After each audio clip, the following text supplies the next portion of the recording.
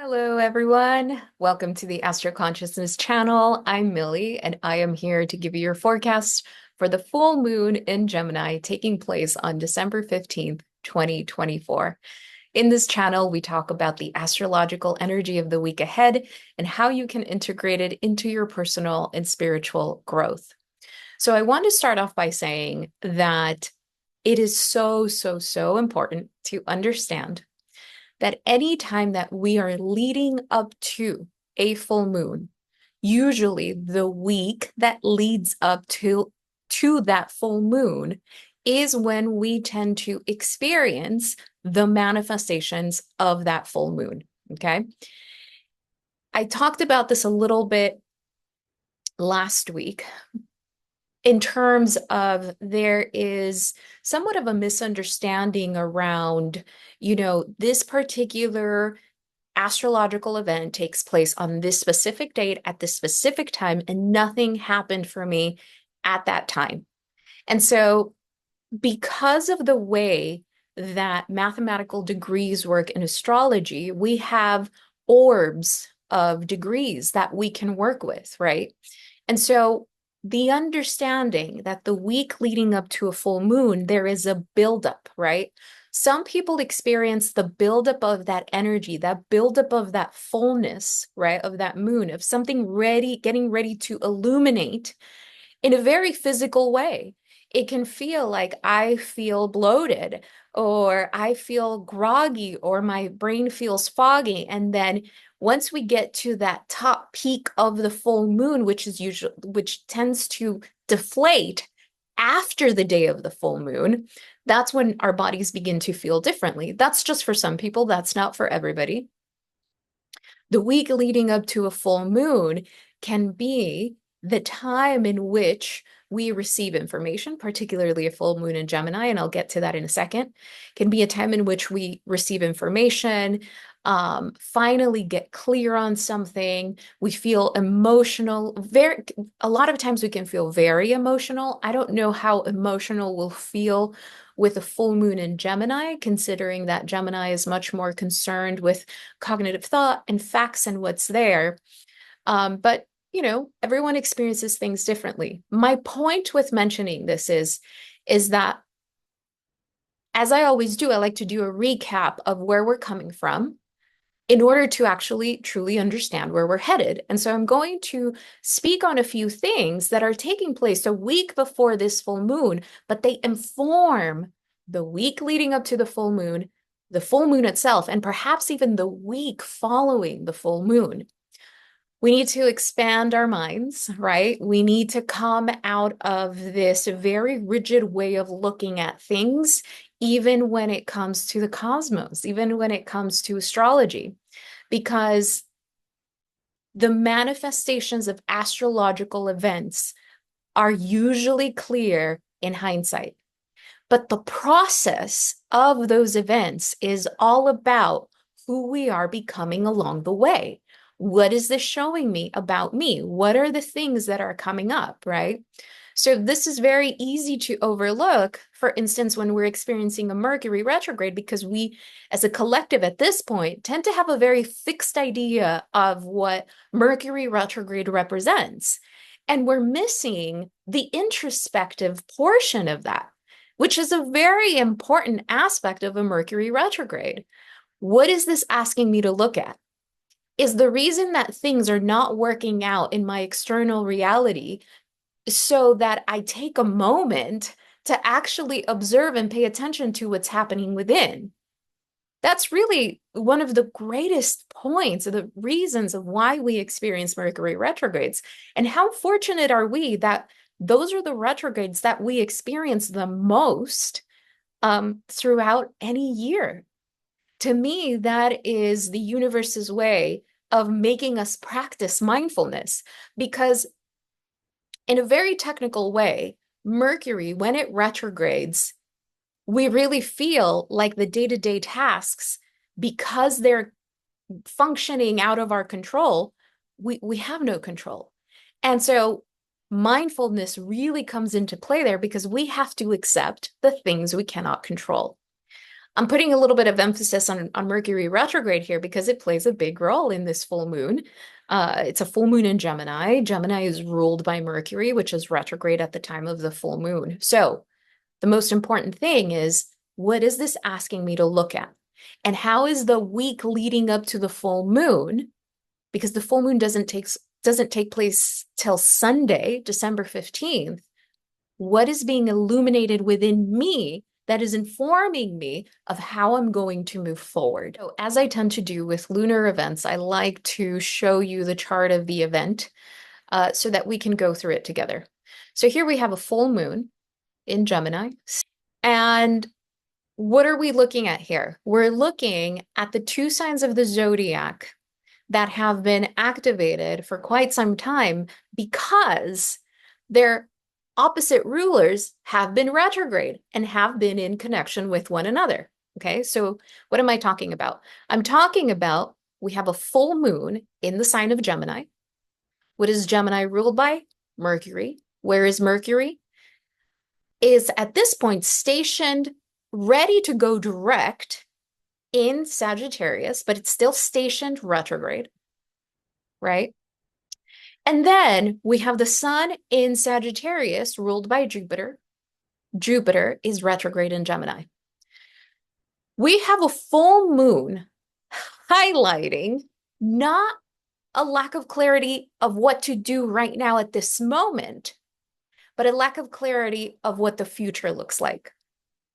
Because ever since we moved into Pluto in Aquarius, that has been the theme. I know that the way that I used to do my life is obsolete, and Pluto in Aquarius feels very different, and we don't know how. One of the things that I've been discussing with clients in readings and coaching calls is the us not knowing what's ahead is actually a good thing, because it means that there is some degree of surrender from our ego to try and figure it out and to try to know. And so when our ego really just says, I don't know what to do. I don't know what the other side of this looks like. The next thing left for us to do is to ask for help, right? And somewhere within ourselves, we can say, Spirit, I don't know what to do. Please help me out. Please bring me some clarity. Please bring me some guidance, right?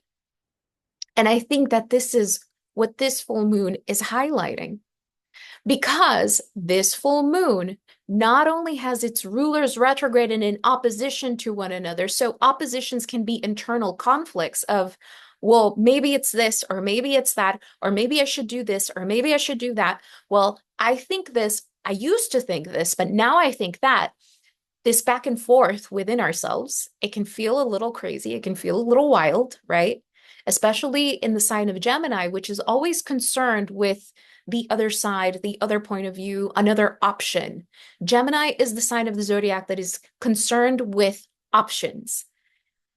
An unintegrated Gemini energy is unable to remain grounded or unable to make a decision or make a choice because it's always distracted by the options. And so that can be a very overwhelming experience for us when we're just kind of going where the wind takes us and not landing on anything. And so rather than forcing ourselves to know something right now that we are not meant to know right now, because the part of us that is forcing us to know now, the part of us that is saying, I should know, I need to know, is the egoic part that we are outgrowing. There is something greater trying to emerge from us right now, a wiser version of us trying to emerge right now. Do not forget the lessons that you have learned throughout 2024. Those lessons have been integrating into your body. We have been elevating to a different level of awareness, level of consciousness. You have been receiving downloads. All of that needs time and space to integrate, and for you to try to force some kind of answer from anyone, or especially from yourself at this moment in time, is you trying to operate from the fixer in you, the controller in you, the protective part of you that says, if I don't know, I am unsafe. And what this energy is inviting us to consider, to be open-minded to, which is the higher expression of Gemini. What happens if I remain open? What happens if I keep an open mind? What happens if I am willing to look at this from a different perspective? What is trying to happen there is what happens when you allow yourself to be led, to be guided by something greater. Where is that something greater seen in this chart? Well, this full moon, Sun in Sagittarius, in opposition to Moon in Gemini, is creating a square to Neptune in Pisces. So on the one hand, which is a more practical interpretation of a mutable T-square between Sagittarius, Gemini, and Neptune, is that feeling of, I don't know what to do. Something is still unclear. I can't see the other side of this. So what I'm noticing is that currently people have either a lot of moving pieces, they're in transition, they are considering different options, right? So apply those themes to how that lands in your life, whether it's relationship, work, where you live, right? There's a feeling of there's a lot up in the air. And the square to Neptune in Pisces is, I can't see the other side yet. I'm making these moves, I'm making these decisions, but I don't know what the other side looks like. And not only do I not know what the other side looks like, I feel like there's a very different part of me making these decisions, okay? If we are fixed on trying to know beyond the present moment, which is really all that exists, by the way, if we are fixed on trying to know beyond the present moment, this energy can feel like we're drowning in all of this, which is Neptune in Pisces. The higher expression of a square to Neptune in Pisces is what happens when you surrender to the not knowing. What happens when you surrender, not trying to figure things out and allow yourself to be guided. Neptune in Pisces is the connection to source, the connection to spirit, the connection to the light that exists within, the connection to the part of you that is trying to emerge. And you can trust that it is all unfolding exactly as it needs to for your soul's growth and evolution. When we talk about Neptune and Pisces, we are talking about not just beyond what we can see in our 3D reality, but beyond what we can see from the ego's perspective, way beyond the ego's perspective. So when we're talking about Gemini, a moon in Gemini is saying, I need to know all the facts, Gemini, so that I can feel safe, the moon.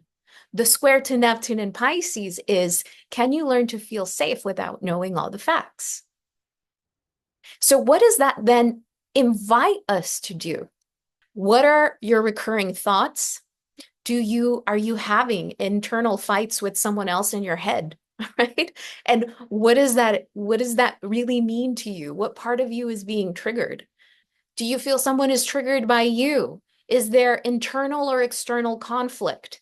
What are those conflicts teaching you about what you're outgrowing, about what needs tending to within yourself, about the parts of you that's not just need healing, but that need to be held and observed? What happens if I just am with what is? That's Neptune and Pisces. What happens if I look at the parts of me that are being triggered right now, and instead of trying to get someone else to change so that I feel better, or instead of trying to fix it within myself, I just finally listen to that part that is in pain, or that is hurt, or that is triggered, or that is remembering things from the past? What happens when I allow myself to be? One of the things that we have to remember when it comes to Pisces energy, especially because the North Node is going to move there in January of 2025 and remain there for 18 months, is that we're going to see how limiting it actually is to see life solely through the lens of ego, solely through the lens of us that needs to have all the facts, that needs to be in control at all times. That is going to feel overwhelming to your mind, to your body, to your spirit. The North Node in Pisces is going to ask us to not just have, a more consistent spiritual practice, because that can also be egoic in itself, but to truly have a connection to spirit. And what does that sound like in our intuition? What does that look like on a daily basis? I think this full moon in Gemini is really highlighting that already, because there are so many retrogrades. A full moon in Gemini and Sagittarius season, it's actually really lively, light energy, right? And Jupiter at 15 degrees Gemini can be quite festive, quite positive, excited for the future, even if you don't know what that looks like, right? But it's not that things are at a complete halt right now. They're just moving very, very slowly, right? And so what is that further supported by? By the fact that Mars went retrograde just a week before. And Mars retrograde is creating an opposition to Pluto in Aquarius. Pluto in Aquarius is asking us, do you feel empowered or disempowered by this new thing that's coming forth in your life, whether you know what it is or not? And Mars retrograde, thank goodness it's retrograde, because what it's saying is you have to move slowly through this transition. Mars, especially in Leo, can get very cocky, can be us saying, I know exactly what to do. I've got this. I've been here, right? But Mars retrograde in Leo is saying, I actually don't. Maybe I don't have it all figured out. Maybe I don't. And the opposition to Pluto in Aquarius is the invitation to look at the parts of us that maybe feel some hesitation, that maybe are resisting the unknown, which is okay. Another thing that we have to keep in mind that happened a week before this full moon in Gemini, happened the weekend of December 6th, 7th, and 8th, is the fact that we had a Venus-Pluto conjunction at 0 degrees. And so Venus in Aquarius, as I mentioned in that week's forecast, last week's forecast, is saying, how have my relationships transformed? How has the relationship with myself transformed, right? What is my relationship to life now versus a few months ago or the beginning of the year? These are things that we are still integrating. Now, the beautiful thing about this is that at the time of the full moon, Jupiter retrograde in Gemini is actually at a pretty wide trine to that Venus in Aquarius. So what this tells me is that Jupiter in Gemini is retrograde. So we don't have all the answers right now. We don't have the exact clarity we need right now. We can't see the other side of this thing yet. But like any retrograde planet, it eventually moves forward. Well, when Gemini begins to move forward in 2025, it's not going to create a trine to Venus in Aquarius, because Venus leaves Aquarius at the beginning of January. But that's still there. The energy is still there. The energy of I'm getting used to this new relationship with myself. I'm getting used to accepting myself fully, right? The parts of me that I used to hide, I'm getting used to that. Do you see how important it is for us to be in acceptance, in full acceptance of who we have become before we can fully move forward? And the conjunction, the connection between Pluto and Venus, right? That weekend of December 6th, 7th, and 8th, what did it show you about how, since the relationship with yourself has changed, that has then changed the relationship with others and the relationship with your life. And because it's in Aquarius, it can look and feel very differently.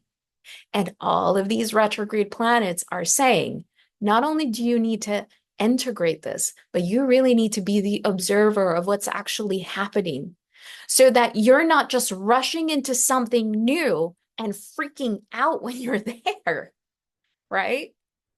So that you take this thing one step at a time and recognize, oh, that's right. I made this decision from this part of me that's emerging. I made this decision more based on faith and love than fear and limitation. Look, this ascension, if you want to call it that, this elevation, this expansion of consciousness is happening no matter what. What helps us understand why we don't understand certain things, what helps us feel more grounded and embodied is just the acceptance that that's what's happening. And can I just take a few moments to remember that when my mind wants to jump to the fix or to conclusions that I cannot yet jump to at this point? Another important aspect of this full moon chart is the fact that the sun in Sagittarius is actually creating a really lovely trine to Chiron retrograde in Aries.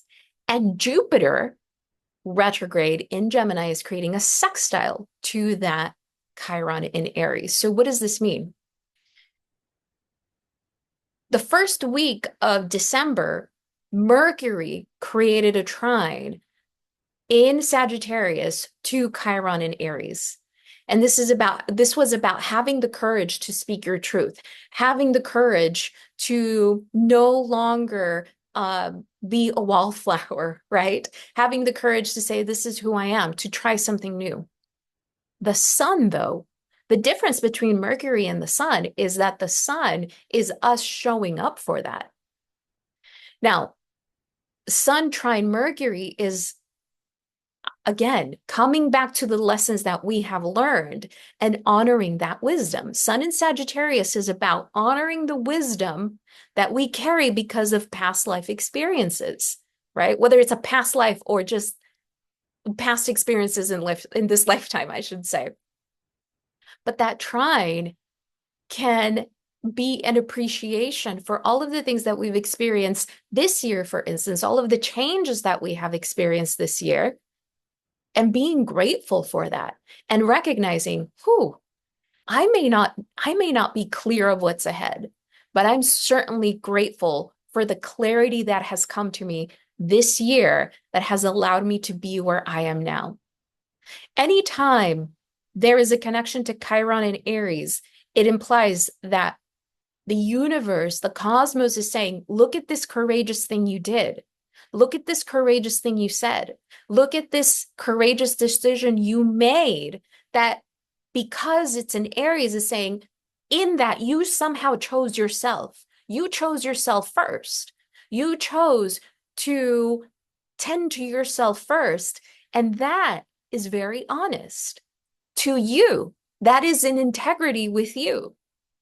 The sextile to Chiron in Aries from Jupiter in Gemini is, I think, just like a little wink from the universe saying, it's all going to be fine. You choosing yourself in whatever way you did is going to, when Jupiter goes direct in 2025, help you grow, help you expand, help you see things in a different way, from a different perspective, Gemini, in a way that you didn't before.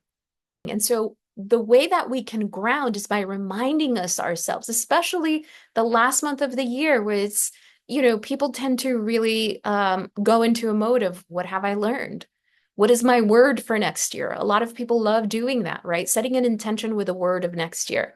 I think that's a beautiful practice. And really honoring how far you've come. Because Chiron in Aries has been so involved with eclipses, I'm sure some of those decisions hurt. And yet now you've come to a point where you can appreciate why it happened and why it was so necessary for you to make the decisions that you made. One more thing I'll mention about this full moon is the fact that Mercury retrograde in Sagittarius is also creating a lovely sextile to Venus in Aquarius. So, with the Venus-Pluto conjunction of the weekend of December 6th, 7th, and 8th, whether this is what you experienced or not, because I think this is a theme we have been experiencing all year, is the theme around like a sense of possessing someone else in relationship. This has been a theme with all of the Aries Libra eclipses, which started back in July of 2023 and is really ending right now. Both Sagittarius and Aquarius in the zodiac are the signs in the zodiac that are concerned with a sense of freedom and liberation. And when Venus is involved, this is a sense of freedom and liberation in relationships. Once Venus in Aquarius crossed that threshold of Pluto newly entered in Aquarius, that was a new cycle in relationships starting. We do not possess one another. Any relationship that feels possessive, stifling, manipulative, controlling, where there are power dynamics at play or jealousy, right? And I'm not just talking about romantic relationships. I'm talking about all relationships. Any relationships that feel that way from this point on, there will be much, much less tolerance for it because we've entered a new era. And so this connection during this full moon, where again, a lot of things feel like they're up in the air, it's kind of like us deciding, again, I may not know exactly what the other side of this looks like, but I will tell you one thing. On the other side of this, my relationships are going to be much more intentional, much filled with much more freedom, right? And I promise myself that I will be myself, that I will choose myself. That's what this means. And so the Mercury retrograde in Sagittarius is asking us, take a moment, understand that this is what you've learned this year, understand that this is what you learned, especially September, October, November, and that this is what you're moving to in terms of relationship with others. But most importantly, this can only come from a much more secure, self-possessed relationship with yourself. Venus in Aquarius is the celebration of me, right? You as an individual, you celebrating you as an individual. So Venus in Aquarius in its highest expression has a really healthy, non-attached energy. This can look like we don't need to talk every day. We don't need to talk all the time. We can meet once a month. We can pick up where we left off, and there doesn't have to be a certain time. Any rules or structures or rigidity around relationships that were very Pluto and Capricorn, we're going to see those like they'll feel like a straitjacket to people. Because with Pluto in Aquarius, we are entering a time of feeling empowered, Pluto, by being our own sovereign self, Aquarius. A lot of beautiful themes to consider with this full moon in Gemini. I do think that it's inviting us to do is to be mindful and to observe how our perspective has changed from the beginning of the year to now, right? And relationships play such a big role because we have the cosmic lovers, Mars retrograde in Leo, in opposition to that Venus in Aquarius. I think that a huge part of what Mars retrograde in Leo is going to represent, Leo being the sign of love, is how do I navigate love? How do I now feel like I fight for love, right? So much of this has to do with personal responsibility. And if you are trying to rush to the next chapter of something, the retrogrades are saying, that's beautiful, that's great, it's supported. But you have to check your ego. You have to check the parts of you that are still trying to control something or someone. And I think that that Mars retrograde is between December and February 23rd is going to highlight a lot of that. It's going to continue to do that. Okay. As always, may this be of service. So much love to you all. Don't forget to book your 2025 year ahead reading below, and I will talk to you next week. Much love.